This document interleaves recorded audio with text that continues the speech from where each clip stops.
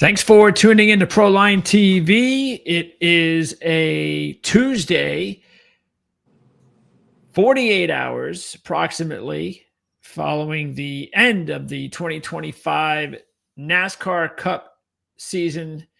And there's still a lot of fans out there that are pretty upset about what took place the entire weekend. Really, I shouldn't say entire weekend. Really, it was Saturday and Sunday. Everything went according to plan in the Truck Series with Corey Heim. Unfortunately, we probably should have taken notice about what happened on Saturday, CJ, with the result on Sunday. But it is what it is. It's over. There's nothing anybody can do about it except look ahead now at the guarantee that the playoff system is going to be a lot different in NASCAR next season. We're going to talk about that. We're also going to talk about the F1 race this weekend in Sao Paulo. Before we get to F1, though, let's wrap up what took place on Sunday when Denny Hamlin dominated the weekend and just needed 4 more laps before the late caution came out and pretty much ended his season. I'm sure he would have maybe appreciated a little bit better of a decision by his crew chief about 2 tires or 4, but again, it is what it is. And the right man did not win the championship for a second straight day in NASCAR. It almost happened in the Truck Series too. I don't know if you watched that race, but those who did will recall that Corey Heim was out in the lead and then ultimately pitted and was on pit road longer and came out behind traffic for just a couple of laps to be able to make up something like 7 spots. And had the last caution not come out just before the overtime finish for him, he would have lost that race and we would have had 3 in a row. That did play out, obviously, with Zilich. I don't know how you can have 2 drivers in those 2 series set the record for most wins in a season. Zilich's was most or best season for a rookie ever in Xfinity, and not have them be champions. Zilich obviously not champion. Jesse Love came out of nowhere. I think everybody would agree that Zilich is probably a more deserving champion if you look at the entire season, but that's not the way that the format goes, and that's exactly what we got on Sunday as well. Denny Hamlin dominated the race from pole, 208 laps led out of 319. But that last overtime caution, and I don't know why. So I was screaming at the TV, why? Why are you doing 4? Why are you doing 4? Because you could see everybody behind him. He had the advantage to look at every other team, to see them all taking 2 tires, and they still went with 4. And he lost the track position and couldn't make it through. And they only had 2 laps, and it just wasn't enough. And there you have it. Yeah, I mean, I don't know. I haven't gotten any information regarding did they interview the crew chief afterwards to ask him these questions? If they did, I did not see it. I should probably go back and look. It was just dumbfounding to me because you had at least 3 guys behind that did 2 tire stops, Larson being one of them. And then Hamlin going with the 4. They had the top pit stalls, so they could have seen everybody doing it. But nonetheless, there were at least 2 cars that I saw on camera take 2 before Hamlin's team even started doing their stops. And then they went to their stop and went over to the other side to do 4. So it was just strange to me. I would have gone for track position I'm not even sure I would have even come in prior to overtime, but that's also why I'm not sitting on one of those boxes making those calls either. But at the end of the day, that's the way NASCAR set up this format, winner take all, final race, regardless of what you do and what you achieve prior to that. And all you need to do is get there to have a chance. And that's what Jesse Love and Kyle Larson took advantage of. All right, so let's see.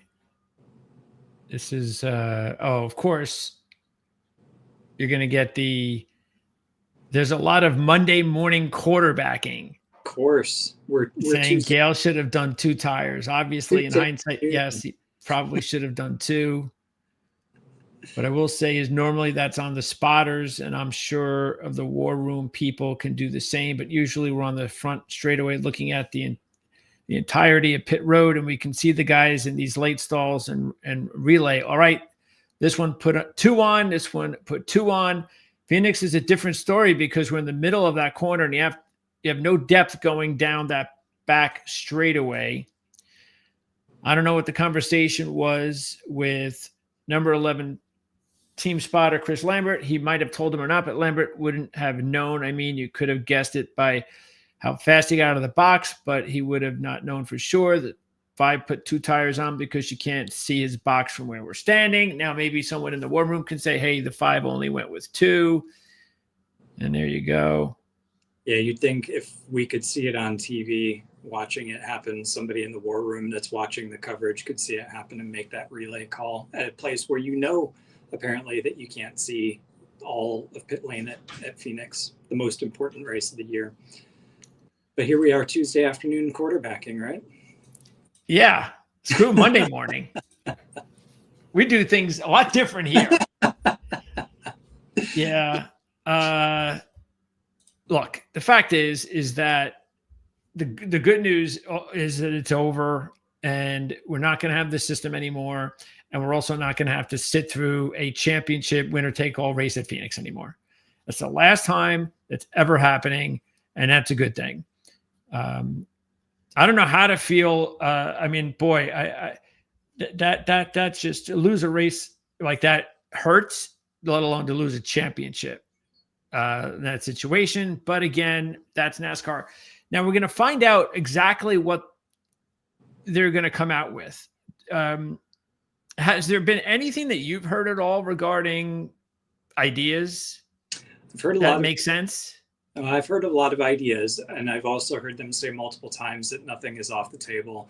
I think the most compelling thing that I have seen or know of is potentially structuring it kind of more like Australian supercars. They have a chase elimination format as well, but it's not win based, it's points based, and it's always over a number of races. So instead of your 3 race rounds, the top, most consistent top finishers through those 3 races, whether you win or not, advances and moves on.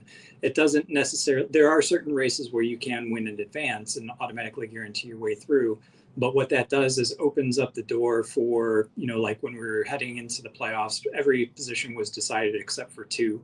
And so there were only 2 spots that were available. When supercars went into this same type of format, they had like 6 open spots, 8 open spots, because the points race is pretty tight. And I think you get that same type of consistency, more of versatility over tracks, less beholden to one dumb call or some bad luck situation that takes somebody out of contention. You're able to make up for it. So that to me is more, I'm more of a traditionalist. I've never liked the playoff scenario. I've always been one for full season of points, and that's kind of the way it's always been. Only recently have we moved to this format. So to me, that sounds better. I get that the races this weekend were exciting for that reason, and that's what NASCAR was trying to bring to it. But I do think that from a purist standpoint, certainly you've got drivers that are worthy of a championship that still don't have them at this point. Okay, so we already have a schedule next year. We do. Okay. So you think it's possible then they might decide, well, since we already have a schedule, that idea sounds to me to be more in the line of something that they wouldn't really have to do any drastic changes at all. They would not have the schedule stays the same. The schedule would stay the same. And they could just change the points around here or there. Another thing they could also do without changing the schedule is just to say the final 10 races are like we went into with the chase originally, where the top 15, top 16 get into the chase. And then over those 10 races, whoever comes out on top. Is that what it was previously? That's how it first started when they went away from the all-season points. Yeah, then they started going into this knockout format probably about 5 years ago, 4 or 5 years. And what was the reason for doing that? Well, now, I know Jimmy Johnson dominated the other format. That was basically it. They wanted Jimmy Johnson's domination to stop. It's like the Michael Schumacher, Max Verstappen role of Formula One. So yeah. was he when he would win those? Was he like basically winning them almost even before Homestead? And yes. That's why they got rid of it? Exactly right. Because he was so consistent in the top 5 finishing all those races, either winning them or finishing in the top 5. By the time you got to the final race or 2 or 3, he was so far ahead, nobody could catch him. And that took the excitement out of it, which is why they made it the winner take all format. Yeah. I mean, I don't know. I wouldn't even mind if you're going to do some sort of winner take all. I just think it makes more sense that you have, not that they're going to do it, because I don't think they're going to do this anymore, but I just think it makes more sense where you have, like if you go in with all 16 drivers in the playoffs, at least half of them have a chance to win the race. So you have 8 drivers or something like that. That makes it a lot more exciting. Again, moving the track. This is the thing. This is what they screwed themselves with this Phoenix crap, because this is part of it. And I know a lot of people don't like it anyway, and I get that, but this just made it worse because Phoenix sucks so bad that it's just driving a nail in you when you're having to watch a racetrack like this. It's just terrible. It's not an exciting race. That track has never really produced ultra exciting races. You could say that this race was exciting because you had a 4-wide finish at the checkered flag and all that good kind of stuff. And you didn't know what was going to happen until the very end. But I agree with you. Phoenix just isn't the right spot for it. It's not the most competitive place. It's not, we have a pretty easy time handicapping a place like Phoenix, even though we got this one wrong. But actually, I hit the right driver. We told you Ryan Blaney, but we got the champion wrong. Yeah. But Phoenix is relatively easy to handicap. Homestead is not. It's really tough to pick a winner at Homestead. It's really tough to pick a winner at Las Vegas and Kansas. And those are the places where, take the Connor Zilic 10 wins, Corey Heim 11 or 12 wins out of the season.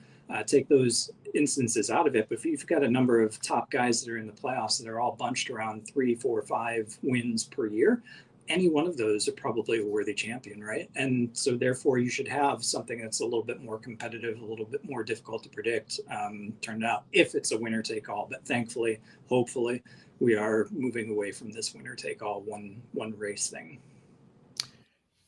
Yeah. It's going to, and I just, look, I guess whatever they're going to do is going to be better, you would guess. I guess they can't screw that up, right? They can't come up. Wouldn't say that. What is the worst possible thing that they could come up with that you've heard? It's going to be better than this. I have not heard anything that's worse. Nothing that's worse than this. Okay. Yeah. All right. So there's that. So at least we have something to look forward to. And and just the way it happened too. It was just so weird. Because Kyle Larson and even Briscoe, both of them, they had nothing. Yeah. And tire issues for both of them all day. And it was so weird too, the way that the end of the last lap. And it's so funny because I'm not blaming the announcers for concerning themselves more with Larson beating Hamlin, but it was just so weird having Blaney just passed Keselowski at the last second for the win, and they didn't even mention it. And it's like there was especially because Keselowski found himself, I don't even know how the hell he got to first. He'd been doing nothing the entire day. You can just imagine what's going on in his mind. He hasn't had a win in forever, and he came that close to having a win, and it's like nobody cares. So that's another thing that is just weak. It just doesn't make any sense. Yeah, I had to ask after the fact who actually won the race because I didn't actually hear them say. Everybody was obviously focused on whether Hamlin was going to get through or not. But I thought it was Keselowski. I knew Blaney was up there, but I thought it was going to be Keselowski, and I didn't hear them say. So I was in the dark for a bit until it actually came. Well, I had money, of course, on Blaney, so I was fixated. I already knew by the time they were headed to the last corner, I knew Hamlin was going to catch him. So I was just fixated on Blaney. And then I saw him pretty much pass him at the last second, which was good because then I would have been completely wiped out of any revenue at all from that weekend. So, wow, I'm just glad it wasn't me. I'm just glad it wasn't my driver. I mean, I had a hard enough time dealing with second behind Logano last year, let alone in that particular circumstance. And then having Kyle Larson, who had not won a race in like how long? Since May, beginning of Since May, and he wins the championship. So, and what about the Xfinity winner, Love? Jesse Love. When did he have a win previous? He didn't have many wins at all, right? He won the first race at Daytona. Let me look to see. I can't. So remember. I don't think he had many wins. 2 wins. Yeah. So the first and the last race. Wow. Yeah, that's pretty bad. Okay, so we'll find out soon enough. The sooner I can't look, you would have to think that whatever they have planned for next season, they've got to be like 95% finished with it. They got to already know. They've been working on this forever. I mean, they have to have the idea of what they want to do. So I would guess we're going to find out pretty quickly, don't you think? Especially now that there's still some negative news going on. Don't you think they want to push this out as quick as possible? Yeah, I think they've been trying to not overstep and cloud out the fact that this championship format is a championship. So they want Larson and team to enjoy it and everybody to, have fought under the same rules. So they'll give it some breathing space. But I think you're right. They're probably anxious to get it out there just because there is such consternation about Hamlin's unfortunate situation. I would bet that they've already decided what it is. It's just a matter of when they're going to release it to the public. And Hamlin hasn't even he hasn't done his podcast yet, which I don't blame him. So it'd be interesting to find out when he finally decides to sit down for an hour and talk about it, what he's going to say. Okay, so that is a wrap on the season for NASCAR, and we will be back in a couple of months at some point, and we'll get started. Probably at least a week, maybe the week of that. Where's that race again going to be? That first race? North Carolina? I forgot. Yeah, what's the name of that thing? Is it Bowman? They have a name for it? Oh, is it Bowman Gray? Are they back there? I believe so, right? Yeah. Bowman Gray Stadium. And that is February 2nd. Okay. So we'll be on the air late January, which is right around Super Bowl time. So we'll be on and we'll get you updated on everything and get you ready for next season. Unless there's something dramatic and we decide, because keep in mind, I would guess and I hope between now and our final show for F1 in a few weeks, I would hope we'll get the news by then.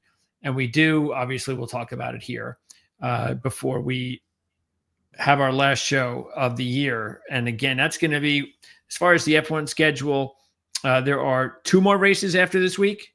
3 more races after this week. Okay. Yeah, we've got Brazil this week, then a week off, then Las Vegas, Qatar, and Abu Dhabi to finish it out. And I was mistaken. It's actually February 1st that they go to Bowman Gray. That would be the Sunday. Okay, so December 7th is Abu Dhabi. So that first week of December will be our last show.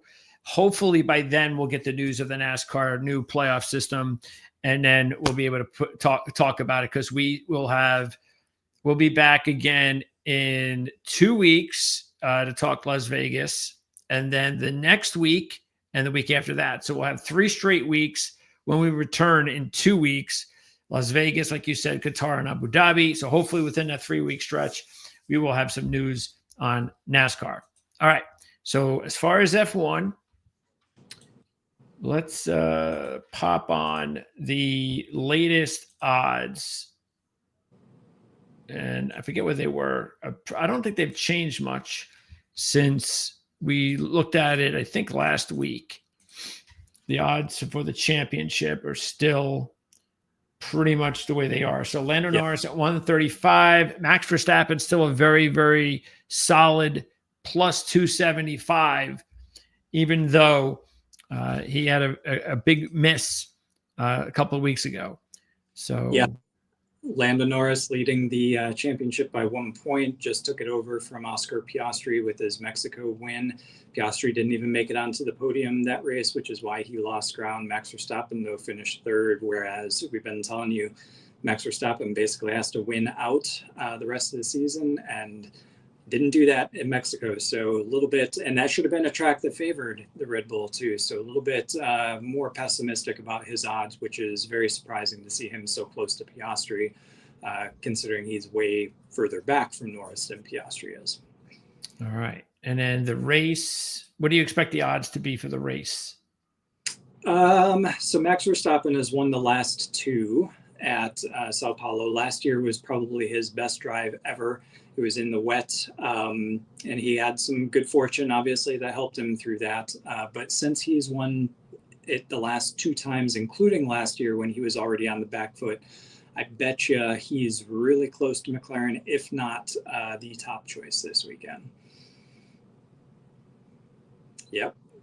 Okay, so he's at 155. Yeah, I would expect the McLaren guys to be right there. It's basically the same. Piastri even further behind. So Piastri's still getting a bonus here because of, I guess, he's in a slump, whereas Norris was in the slump before. Norris is on a high right now. He's on a roll. Piastri and he traded places. Yeah, so it's been Piastri has not won since the Dutch Grand Prix. Correct. All right. And so it's been 5 races. And like you said, Lando had gone exactly till the 6th race before he won. Yep. So he broke that. So really, if you look at it, I guess, do you think if Piastri can flip the switch and get going, do you think he'll do it slowly, or do you think it'll happen just like that with a win? I think it'll happen just like that. This is a sprint weekend too, so there are extra points on offer on Saturday. You probably get a good idea for what's going to happen on Sunday by watching the sprint race on Saturday. I do think McLaren are going to be stronger than they have been here. In fact, I would pick a McLaren to win, to be honest with you. I would probably go with McLaren as the manufacturer to win versus going with Verstappen, Norris, or Piastri. Overall, I think Piastri has equally as good a chance to win this race as does Norris and does Verstappen. So for me, picking a winner this week is really hard. I'd rather just go with the team McLaren as a winner or winning constructor. Let's see, where do we have it here? Yeah, I'll have to go to team props, I think. Oh, team props. Okay. All the way at the end. Yep. Yeah, that's not that bad for McLaren. You're getting only another point, and you got 2 drivers. Exactly right.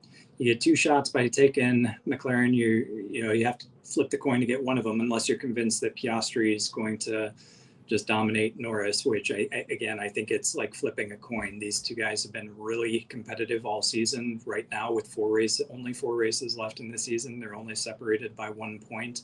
So for me, it's still impossible to tell between the 2 until they actually get on track. So I would feel comfortable taking McLaren as constructor to win, and maybe hedging with Max Verstappen individual win if you want to hedge. And who do you like, though? Who do you think is going to win? Honestly, I think it'd be Norris. I would give the edge to Norris. I think he came off of a really strong weekend at Mexico. I think he was feeling a little bit aggrieved after the Circuit of the Americas because he couldn't get around the Ferrari. I think if he had been able to get around the Ferrari, he'd probably have more of a straight up fight with Max Verstappen. And that was the last one that Verstappen won. So I think Norris is very much on a high right now, and I think that he can keep it going. He was competitive against Verstappen at Sao Paulo in years past, and no reason why he won't be this year as well. All right. So timing is going to be what? Is this going to be one of those early morning races? This will be afternoon. It's in the Western Hemisphere, so you'll probably see it around 2:00 in the afternoon on a Saturday here. And then when they go to Vegas, that's going to be, what is that? What time is that's at late night? Yeah, that's like at 11 o'clock West Coast time, PM. So 1 o'clock, 2 o'clock in the morning on the East Coast. Oh, okay. So I still don't know why they do that. So this is actually going to be the only race left is on the schedule where it's going to be like at a normal time for us, American fans. It will be a normal time for American fans. Qatar and Abu Dhabi are during the daytime. They're nighttime there, but given the time change, they're a little bit later in the morning. They're not early morning Eastern. Okay. They're a little bit more reasonable, but this is the last Western Hemisphere race that will actually be in our time zone, not Vegas, because I don't count that as our time zone, considering they start so late. All right. So there you go. We've been... Look, if you want to find out more about what we talked about strategy-wise on the race, we do have a video that's available on the channel. You can check that out. Posted that, I think, about a week or two ago, probably a week or 10 days ago. So you can check that out on the site. And we really went over and broke down everything regarding the points and what Max has to do and the reason. This was actually just before the previous race that we were kind of trying to warn everybody not to go all in on Max so fast.